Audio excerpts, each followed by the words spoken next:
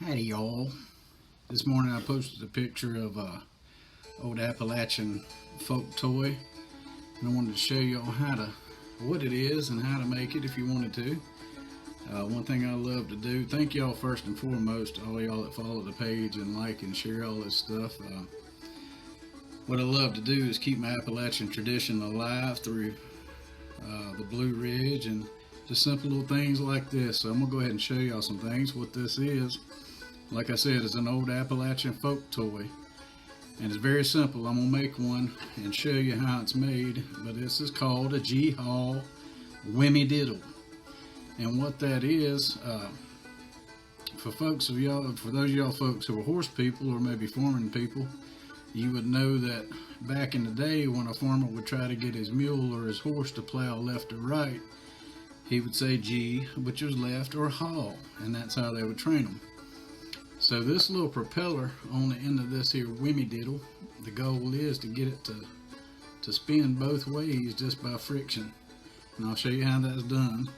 It's just a simple thing. I took a little piece of birch and that I harvested up in the Blue Ridge Mountains a while back, and I just cut it in two pieces, a couple lengths of a pencil maybe. Yeah, about 2 pencil lengths. I did it by my elbow to my hand, which is about 18 inches. And what you'll need is a little propeller that I carved out, and I did some of this stuff beforehand to save some time. I got us one for our new one that we're going to make, and this little old tack, and trusty old pocket knife. But what this does, I'll show you. It's just an old toy, and it's a good way that folks could keep their kids occupied back in the day, and still does today, believe it or not. Let's see if I can make this work. Let's see. Oh, the old Whimmy Diddle. See if I can make it go the other way. Yeah. Let's make it go back the other way one more time just to show you. Ain't nothing but a couple sticks. See? But it kept the kids occupied. So like I said, I just took an old piece of birch that I had that I harvested back in North Carolina a few months ago. I cut me a couple pieces off of here. I'll set that to the side so I can show you. And I went ahead, what I did is I went ahead and got this one started so that it wouldn't take so long on the video. So what I did is just come in here and about 3 inches down from the end of it, I took my pocket knife and I scored just grooves in it like that. Just cut little slits in it. Down, I say 1, 2, 3, 4, 5, 6, 7, 8, 9 of them I did. It's not particular on how many you do, but the more you got, the faster it'll spin. And then what I do is just carve it, like I said, on this other one, into little grooves. Let's see if I can make you see it. See how it looks like old alligator's back almost. And I've got this one started for us so it doesn't take so long, and I'll just show you. I carve these grooves and I'll flip it around and do the same thing here on this side, which creates that old ridge. It doesn't have to be fancy because, again, this is just an old Appalachian folk toy, and I can assure you that they wasn't fancy back then either. They were just something to keep the kids occupied, and I imagine something to keep the men folk occupied, sitting on the porch in the evenings too. And just doing a little carving, whittling, which is another good old pastime in Appalachia. So what I'm doing is just where I had already carved the grooves on one side, I'm just coming along and making another groove on the other side.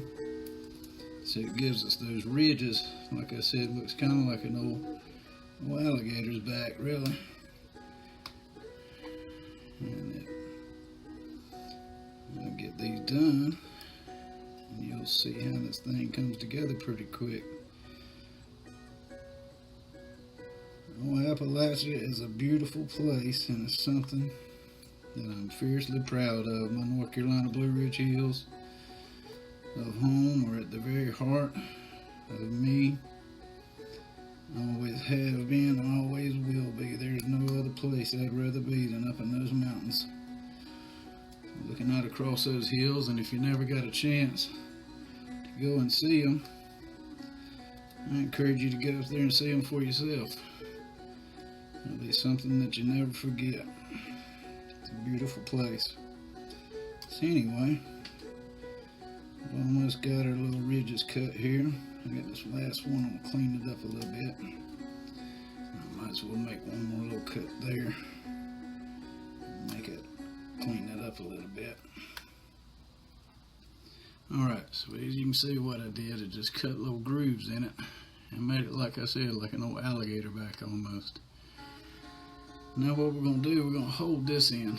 This will be our handle, and what we'll do on this end is we're just going to cut it down almost like a pencil. This toy probably dates back several hundred years. I know at least a couple hundred years. It dates back to the hills of Appalachia. And those are some beautiful old traditions and just a simple, easy way of life. And believe it or not, you can still go up there today, get you a cup of coffee at a little store somewhere in the mornings, and they'll still call you Shug and thank you, darling, when you leave. So all I did was I cut that down. We got our ridges cut in it, and I cut that down to almost like a pencil, almost. I left a little flat spot on the end. And this is where our little propeller comes into play. It's just another little piece of wood that I shaved down, and you can make these as fancy as you wanted to with more time. Just wanted to show you how quick this can go together. It's just a little shaving of wood that I whittled down. What we're going to do is take that little tack that we got. We're going to run it right through the center there, and we're going to center it on the end of this where we whittled that down to be like a pencil shape. That flat spot that we left is going to be to hold that. And what we'll do now is we're just going to hammer this down into the center of that stick. We're not going to hammer it down tight because we want it to be able to spin. If it doesn't spin, then we don't have a Whimmy Diddle. We have a stick with a stuck propeller on the end of it, which just ain't no fun for anybody.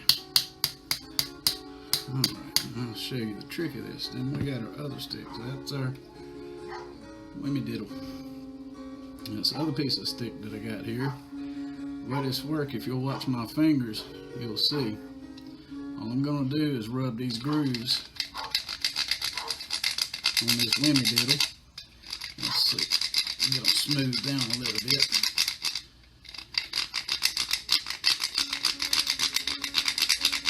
Get them smoothed down. It helps sometimes if we sand them. But what we can do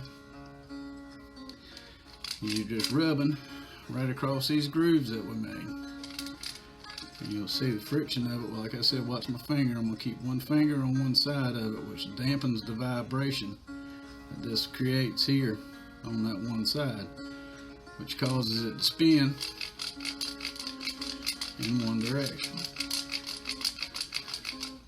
Now I'm going to take my thumb and put it against this side and do the same thing and rub it. You'll notice that it spins.